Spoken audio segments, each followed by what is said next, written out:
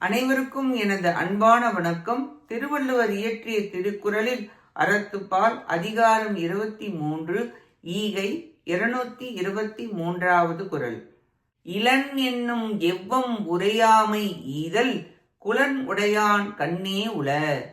யான் வறியவன் என்னும் துன்ப சொல்லை ஒருவன் சொல்லுவதற்கு முன் அவனுக்கு உதவும் பண்பு நற்குடியில் பிறந்தவருக்கு உண்டு.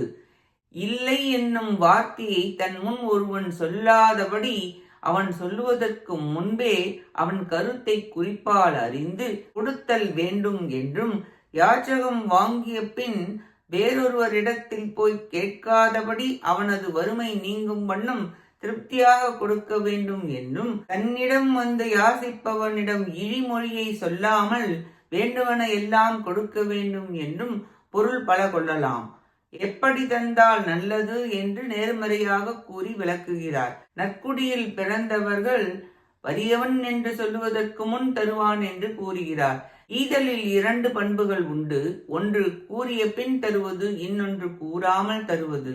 அவன் கூறாமல் தருவது என்பது உயர்ந்த பண்பு என்று விளக்குகிறார்.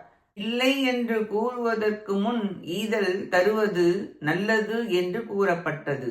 நன்றி, வணக்கம்.